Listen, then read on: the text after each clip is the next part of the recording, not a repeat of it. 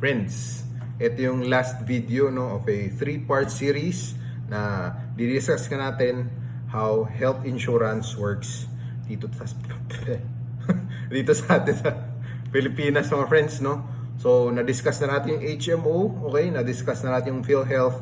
Ngayon naman, as the title suggests, didiscuss natin yung mga non-HMO na health plans, mga friends, no? Friends, itong mga klase ng plan na to, these are typically sold by life insurance companies. Okay, mga friends? And siguro yung main benefit nga nito is yung coverage for critical illnesses and severe accidents, mga friends, no? Napaka-common na makakuha ka ng several hundreds of thousands up to tens of millions na coverage, okay? For these kinds of events. Kasi alam naman natin, mga friends, no, how expensive these are to treat. Diba?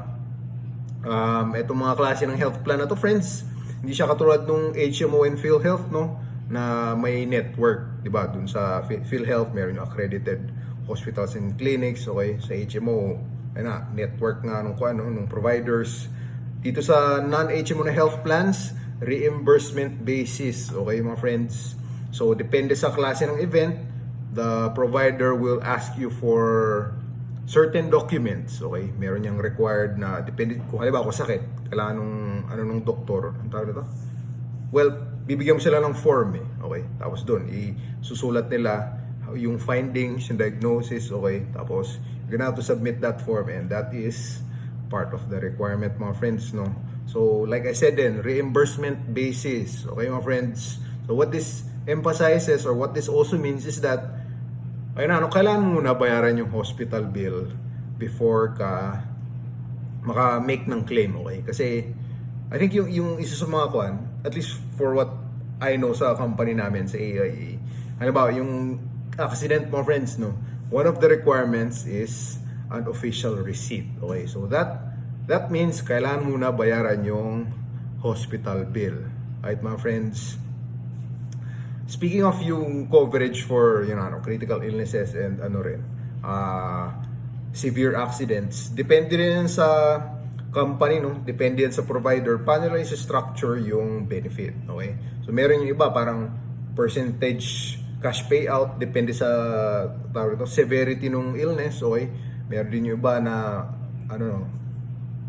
parang progressive yung mo ba? Ano tawag ito? Yung benefit, okay? What I mean is, if your disease worsens, you'll be paid out more, okay? Or parang, you'll be paid out until maubos yung benefit mo. Alright, my friends? Yung mga non-HMO na health plans, my friends, okay? They'll also cover hospitalization, no? Na-cover din nila yung mga ICU na cases, okay? Tapos, for operation, meron din, usually, ine-enlist nila yun, okay? Pag basahin mo yung plan, okay, naka-enlist yun. Anong klase-klaseng procedures yung kino-cover ng for the hospitalization benefit nga. Ang lang nito, mga friends, ang parang downside lang nito is limited lang to for a year, okay? So, a year lang for throughout the life of the plan, no? Tapos, hindi nga siya renewable. Right, mga friends? Another main benefit ng klase ng plan na to, mga friends, it can waive for the rest of your remaining premiums if na-disable ka, okay? Sa amin, kailangan mo na ng a certain amount of time, I believe it's 6 months, saka mag-activate tong waiver of premium na benefit na to, mga friends, no? So, yeah, that would be great din. Ganon din, para din siyang coverage or napaka-similar siya ng coverage for critical illness nga, na parang, kasi alam natin how bad being disabled is and hindi ka na maka-work. So that means you lose a lot of income ba? Okay, yung potential income that you cannot earn anymore due to disability. Di ba, mga friends? Friends, etong pricing of a non-HMO health plan, no? It depends on 5 factors, mga friends, okay? So, yung 5 factors, yung 5 factors na ito, mga friends, ito yung klase ng plan, okay? Your age, your occupation, your medical history, and yung lifestyle, mga friends, no?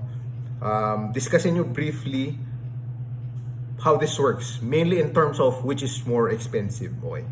Sa kind of plan, okay, since may dalawang klase ng insurance plan, yung traditional and yung VUL, okay, typically mas expensive yung VUL, okay, for the same coverage of what the traditional plan offers, alright? Doon naman sa age mo, friends, if you're an older person, okay, obviously, you're gonna be more expensive, okay? Or, hindi naman, parang masyado yata ano yan. Masyado yatang tusok yun mga friends. Pero if you're an older person, an insurance company will charge you a higher premium. Okay? So occupation naman mga friends, if you have a more risky job, okay, where you're more prone to dying in your line of work, okay, mas mahal yun mga friends. Alright? Sa medical history naman, ito depende to mga friends, no? Ina-assess namin to maigi, okay? Kaya kahit may pre-existing condition ka, yet you're able to manage it wisely, baka hindi ganun kalaki yung increase ng premium mo, or baka nga wala rin compared to a healthy individual, no? Doon naman tayo sa lifestyle natin mga friends, no? Dito pumapasok yung mga bisyo, okay? If you engage in extreme activities regularly, that puts you in higher risk of dying, okay? If regularly you engage in those, o kaya naman you smoke regularly or you drink regularly, okay, kino-consider mga friends, no? And the more you have of those, mas mahal yung premium mo, okay? Kasi you have a higher risk of being hospitalized or even dying, no? So friends, nga pala, no, how can you buy this kind of plan? You can buy this through agents, okay? Yung mga, of course, natin sandabakmak na yung mga insurance agent dito sa Pinas, no? So yeah, you can buy it through an agent, hopefully, okay? You can buy it through an agent na you feel like you can trust, mga friends, no? Kasi alam na natin, trust is very important dito, mga friends, no? So yun lang, that is how a non-HMO health plan works, okay, mga friends? So yeah, I hope nakapagod yung mawiyaw, okay? Pero yeah, I hope may na-learn kayo mga friends, no? I hope na-educate ko kayo further of how this kind of plan works. So yun yung natin, no? This is the ending of our 3-part series on how the health insurance components here in the Philippines work together, no? Para mabigyan ka ng benefit, okay? So yung gist nito mga friends, shucks, hindi ko pa nasabi in previous videos, okay? Yung PhilHealth, yung HMO, yung magbibigay siya ng benefit before mo pa bayaran yung hospital bill, okay? Tapos yung non-HMO na health plan, okay? Since reimbursement basis nga, after mo pa bayaran yung hospital bill, saka ka pwede makareceive nung benefit. Alright mga friends? As always mga friends, no, okay? Follow or subscribe to my page, okay? Thank you, as always, for watching. Alright? Next time ulit